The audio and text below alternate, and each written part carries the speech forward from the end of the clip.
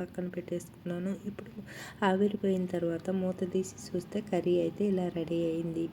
అలాగే ఇప్పుడు మనము దీన్ని ఒకసారి అంతా బాగా కలిసేటట్టు కలుపుకుని సాల్ట్ సరిపోయిందా లేదా అని చూసుకోవాలి. అంతేనండి, ఎంతో ఈజీగా టేస్టీగా ఉండే ఈ కర్రీ అయితే రెడీ అయింది. ఈరోజు మన వీడియోలో బంగాళాదుంప బిన్నీస్ టమాటా కర్రీ. ఈ కర్రీకి కావలసినవి అలాగే తయారు చేసే విధానాన్ని ఇప్పుడు చూసేద్దాం. ముందుగా ఒక పెద్ద సైజు ఆలుగడ్డని పొట్టు తీసి ఇలా కట్ చేసుకోవాలి. 4 బిన్నీసులను కూడా ఇలాగా మీకు నచ్చిన విధంగా కట్ చేసుకోండి. 2 టమాటాలు, 2 ఆనియన్స్, 2 రెమ్మల కరివేపాకు, 2 పచ్చిమిర్చి, పోపు దినుసులకి 1 స్పూను ఆవాలు, 1 స్పూన్ జీలకర్ర, మీకు ఇష్టమైతే మినపప్పును కూడా 1 స్పూన్ తీసుకోండి. ఇవన్నీ శుభ్రంగా కడిగి ఇలా కట్ చేసుకుని రెడీ చేసి పెట్టుకోవాలి.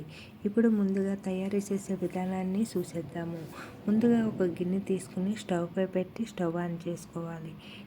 నేనైతే ఇక్కడ కుక్కర్లో రెడీ చేస్తున్నాను కాబట్టి కుక్కర్ గిన్నె తీసుకుని స్టవ్ పై పెట్టి స్టవ్ ఆన్ చేసుకుని 2 టేబుల్ స్పూన్లు నూనె వేసుకున్నాను. నూనె వీటెక్కిన తర్వాత పచ్చిమిర్చిని, కరివేపాకుని, పోపు దినుసులని వేసి ఇలాగ దూరగా వేయించుకోవాలి. ఇవి వేగిన తర్వాత మనం కట్ చేసి పెట్టుకున్న ఆనియన్స్ ముక్కలను కూడా వేసి చూడండి ఇక్కడ చూపిస్తున్న విధంగా దూరగా వేయించుకోవాలి.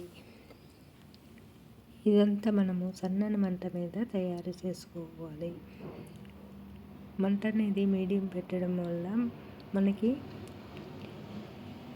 మనం చేస్తున్న ఇంగ్రీడియంట్స్ అన్నీ మాడిపోకుండా ఈక్వల్గా వేగేటట్టు కలుపుకుంటూ ఇలాగా వేయించుకోవాలి. ఇప్పుడు ఆనియన్స్ కొద్దిగా పచ్చివాసన పోయిన తర్వాత 1/2 స్పూను అల్లం పేస్ట్ని కూడా వేసి వేయించుకోవాలి. ఆనియన్స్తో పాటు అల్లం పేస్టు దూరగా వేగిపోతుంది. అల్లం పేస్ట్ ఒకటే వేసారనుకోండి మాడిపోతుంది. అలా కాకుండా ఇలా ఆనియన్స్తో పాటు వేస్తే ఆనియన్స్తో పాటు బాగా వేగుతుంది. ఇలాగంతా ఈక్వల్గా కలుపుకుంటూ అంతా ఫ్రై అయ్యేటట్టు కలుపుకోవాలి. ఇప్పుడు మనము పొట్టు తీసి పక్కన పెట్టుకున్న బంగాళాదుంప ముక్కలను కూడా వేసుకుందాము. అలాగే బిన్నీస్ కూడా వేయడం వల్ల మనకి కర్రీకి టేస్ట్ బాగుంటుంది. ఇలాగా బంగాళాదుంప తీపిగా ఉంటుంది కదా, అలా కాకుండా ఇలా మనము క్యారెట్ని కానీ బిన్నీస్ని కానీ వేయడం వల్ల కూరకి టేస్ట్ రావడమే కాదు, మనకి ఈ బంగాళాదుంపలో స్వీట్నెస్ ఎక్కువ ఉంటుంది కాబట్టి దానికి దీని కాంబినేషన్ చాలా బాగా ఉంటుంది. ఇలాగా అంతా బాగా కలిసేటట్టు కలుపుకుంటూ సన్నని మంట మీద ఇలాగా వేయించుకోవాలి. అలాగే మనము గిన్నెలో కంట కుక్కర్లో రెడీ చేస్తున్నాము కాబట్టి మనకి వంట అనేది ఈజీగా తొందరగా అయిపోతుంది. 5 మినిట్స్లో అయిపోతుంది. ఇలాగా చేయడం వల్ల మనకి అదే గిన్నెలో అనుకోండి 10-15 మినిట్స్ ఉడకడానికి సరిపోతుంది.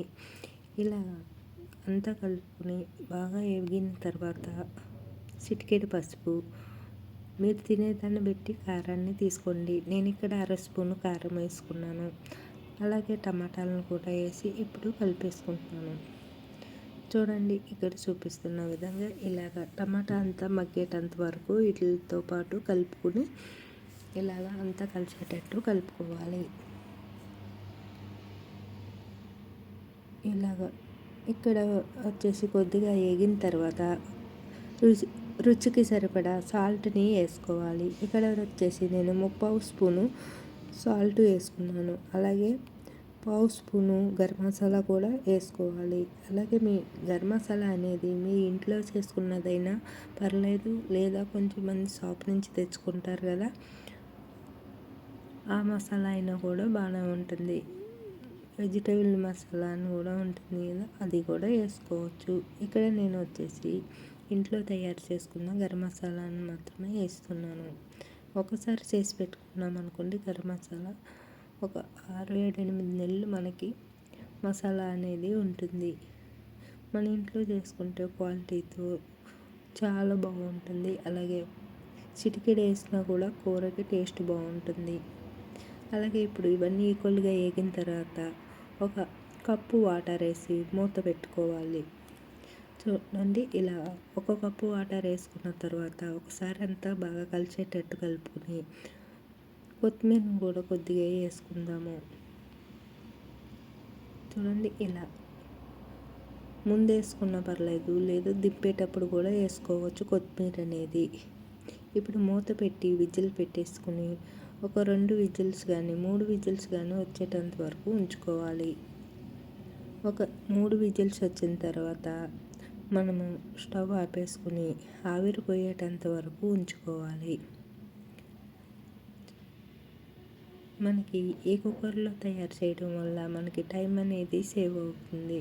మార్నింగ్ అప్పుడు హడావుడి ఉంటుంది కదా, అలాంటప్పుడు మనకి ఇలా కుక్కర్లో వండుకోవడం వల్ల మనకి టేస్ట్ కన్నా కూడా మనకి టైం అనేది తొందరగా సేవ్ అవుతుంది. అలాగే మనకి ఇప్పుడు 3 విజిల్స్ వచ్చిన తర్వాత స్టవ్ ఆపేసుకుని నేను పక్కన పెట్టేసుకున్నాను. ఇప్పుడు ఆవిరిపోయిన తర్వాత మూత తీసి చూస్తే కర్రీ అయితే ఇలా రెడీ అయింది. అలాగే ఇప్పుడు మనము దీన్ని ఒకసారి అంతా బాగా కలిసేటట్టు కలుపుకుని సాల్ట్ సరిపోయిందా లేదా అని చూసుకోవాలి.